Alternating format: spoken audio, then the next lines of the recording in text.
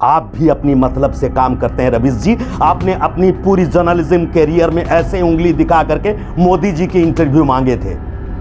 मैं आज इसी मयूरभंज की बारीपुरा हेडक्वार्टर से आपको चैलेंज करके मांग रहा हूं, रवीश जी अगर आप में हिम्मत है तो मुझे एक इंटरव्यू दीजिए। नमस्कार, मैं नूरुल इस्लाम, नूर नॉलेज मयूरभंज को आप सभी को स्वागत करता हूं। आज की मुद्दा है सवाल करने वालों के लिए मेरे पास कुछ सवाल। अब सवाल पूछता हूं मैं सवाल पूछने वालों से कि सर, अगर राहुल गांधी चलें तो पदयात्रा है, अगर मयूरभंज से कोई लड़का चले तो आप लोगों के पास कोई सूचना नहीं है। आप कहते हैं कि हम इंडिपेंडेंट पत्रकार हैं। सबसे पिछड़े इलाके से हम अगर हिंदी में आपके साथ बात कर सकते हैं, आपकी फिल्मों को देख सकते हैं, आपकी चैनलों को सब्सक्राइब कर सकते हैं, आप अगर डिजिटल प्लेटफॉर्म में रहते हैं तो हम आपके लिए ऐड दे सकते हैं, तो आप लोग क्यों नहीं मयूरभंज के बारे में बात करेंगे? रवीश जी, तोहरा तो बिहार से गए हैं ना, कभी यादें नहीं आया कि बिहार के पड़ोसी में एक राज्य है उड़ीसा कहते हैं। आपकी यूपी के बोरवेल के अंदर एक बच्चा अगर गिर जाता है ना, आप घंटों घंटों उसे लाइव करते हैं। यहां पर महिला एक खटिया में बच्चा प्रसव करते हुए मर जाती है, वो अखबार में भी नहीं आता। ओडिया अखबारों की बिजनेस जो है ना बाबू, हमारी खबर हम ही को दिखा रहे हैं, हमारी बात है नहीं। हिंदी अखबारों में तो हमारी कोई जगह नहीं है। अंग्रेज तो हमें मूर्खाई सोचे थे तब भी और आज भी। साहब, मयूरभंज से आपको विनती है, जो 4 लड़के यहां से निकले हैं राष्ट्रपति जी से मिलने के लिए, जिस रास्ते से जा रहे हैं, अब अगर आप लोग पत्रकार हैं, उस रास्ते में उस बच्चे से जानने की कोशिश कीजिए कि एक टैलेंटेड सिंगर, एक फुटबॉल प्लेयर क्यों एक्टिविस्ट बन। आप अपनी चैनलों को सब्सक्राइबर मांग रहे हैं, ज्वाइनिंग मांग रहे हैं, भीख मांग रहे हैं और बोल रहे हैं कि हमने इंटरनेशनल अवार्ड ले रखा है। काहे का अवार्ड ले रखे हैं आप? आपका दिल को सुकून मिलता है कि हिंदुस्तान के हर जगह को आपने दिखाया रवीश जी। जब तक आप एनडीटीवी में थे, हम अपनी स्वाभिमान की तरह इसी टूटी खुटी घर के अंदर रहते हैं। हमें सुकून है कि हम आवाज बुलंद करते हैं, ना विरोधी के साथ रह के, ना राजनीतिक दल के साथ रह के। ना हमारी थप्पा लगी है कि ये विरोधी दल का है, ना हमें थप्पा लगी है ये शासक दल का है। हम हैं तो सिर्फ मीडिया पर्सनैलिटी हैं। जब दिल टूटता है तो गाना बजाते हैं, जब दिल टूट जाता है तो ड्रामा दिखाते हैं, जब अंदर का संवादिक पैदा हो जाता है ना, आप जैसे लोगों से सवाल पूछते हैं। कहना मैं ये चाहता हूं, आज देश के जो अपने आप को इंडिपेंडेंट जर्नलिस्ट कहते हैं, जिन लोग मेन स्ट्रीम जर्नलिज्म से अपने आप को दूर रखे हुए हैं, कहा जाता है कि फ्रीडम ऑफ स्पीच जो है वो छीन गया है। कहां छीना है उनको बेहतर मालूम है। हिंदी भाषाभाषी क्षेत्र के जर्नलिस्ट, आप लोगों के दायरा उस बिहार, यूपी, गुजरात इसी के अंदर सीमित है। कभी कभी नजर उड़ीसा के तरफ भी दिया कीजिए, हम लोग भी हैं दोस्त। मैं उस ओडिशा से हूं जिस ओडिशा से हिंदुस्तान की जो 10 रैंक है ना, उनमें से नंबर 1 और नंबर 9 में इसी मयूरभंज की ट्राइबल बैठे हुए हैं।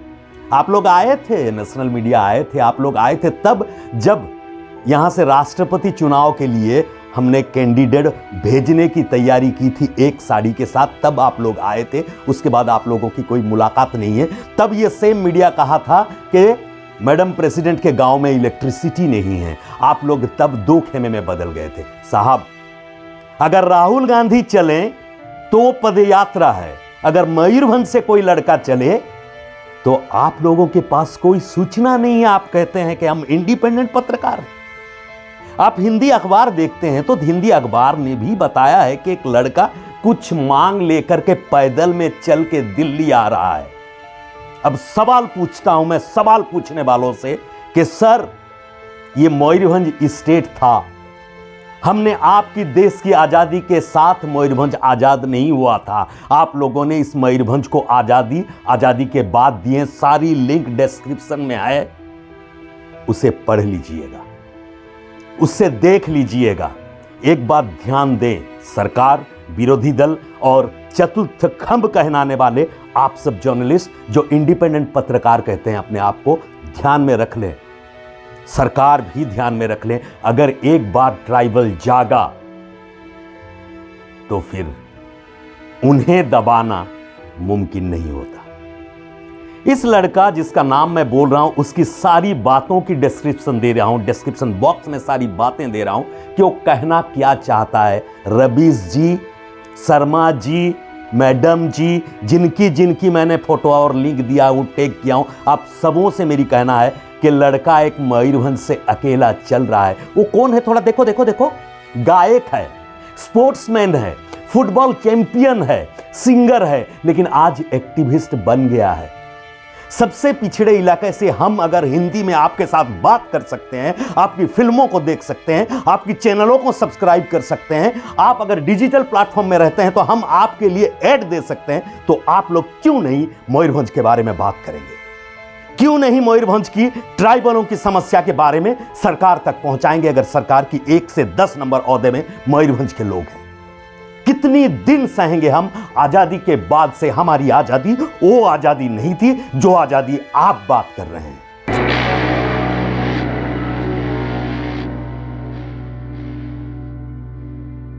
मैं भी YouTube का गाइडलाइन के अंदर रह करके आप लोगों से सवाल पूछता हूं।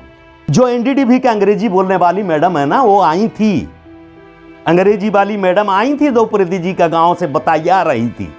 का हो गया रहुआ आपको? रवीश जी, तोहरा तो बिहार से गए हैं ना, कभी याद नहीं आया कि बिहार के पड़ोसी में एक राज्य है, उड़ीसा कहते हैं, वहां पर ये आदमी तकलीफ में है, कभी दिखाए?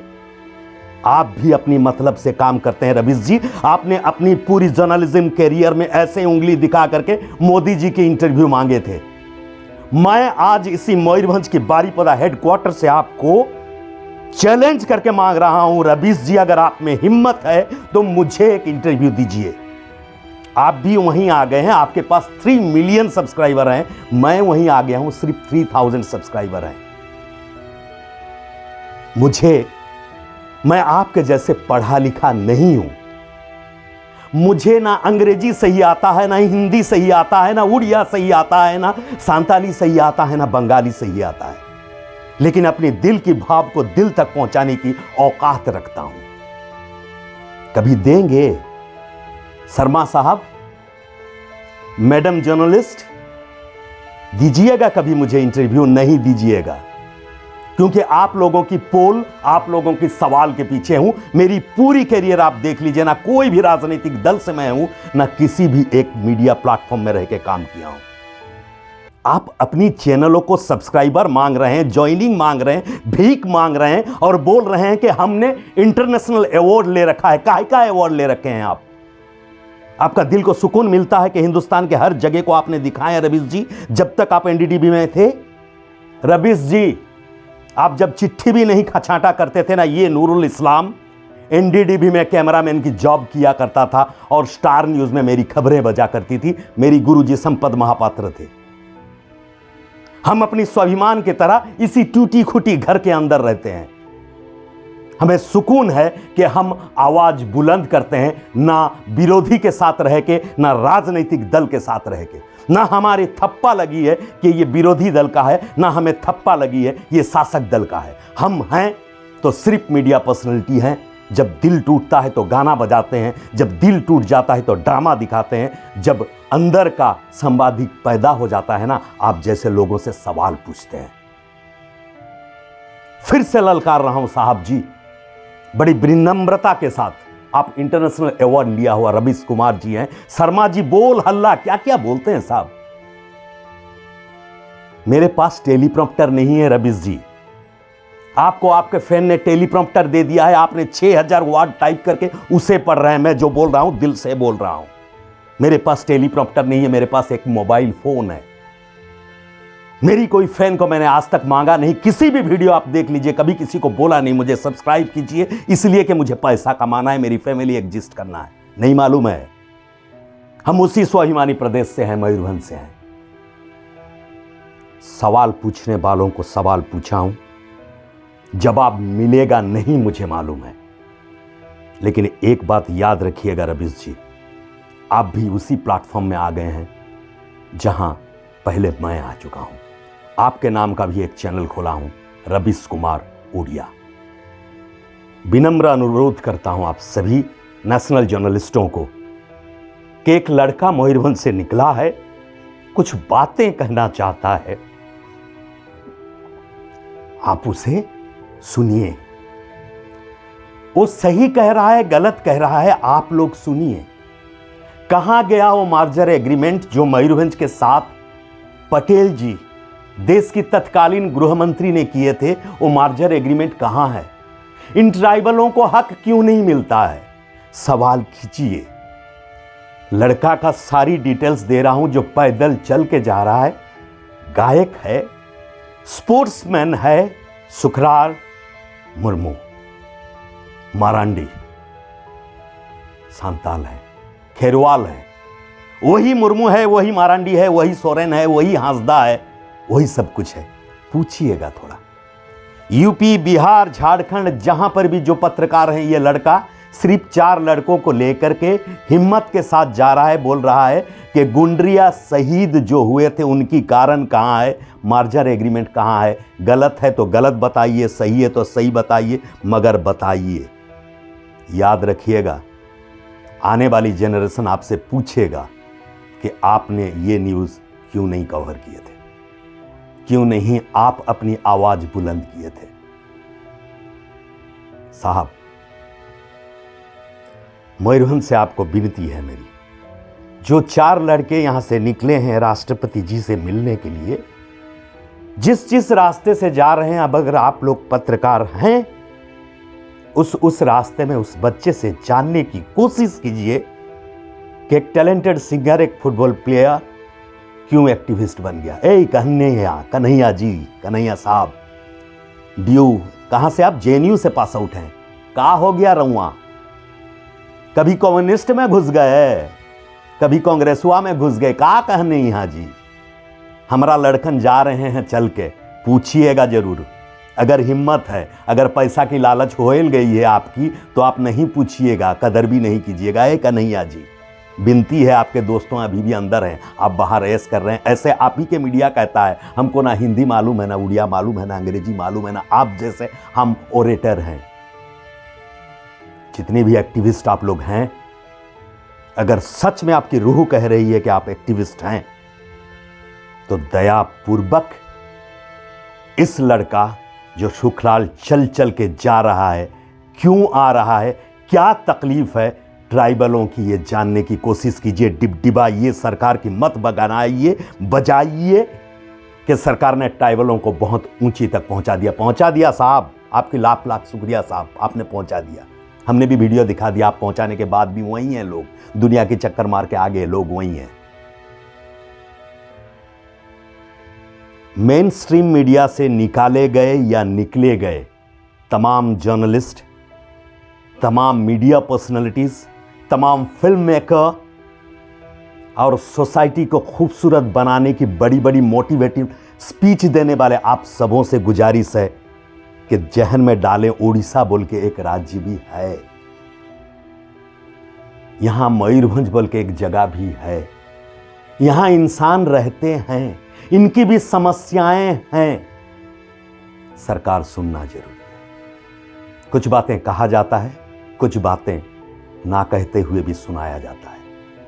उम्मीद के साथ रहता हूं रवीश जी, एक इंटरव्यू आपकी चाहिए मेरे साथ।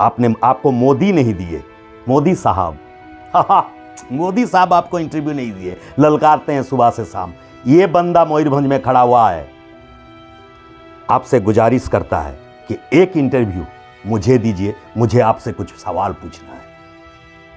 आप बहुत अच्छे कवि हैं, आप बहुत अच्छे लेखक हैं, आपने बहुत अच्छे पढ़ाई किए हैं, आपकी आला मकाम है, लेकिन साहब जी एक इंटरव्यू मुझे देने की हिम्मत कीजिए, मैं आपको आपका आईना दिखाऊंगा। नहीं तो आपकी एक फोन मेरी चैनल को ब्लॉक भी कर सकता है। It's up to you and your decision. Thank you.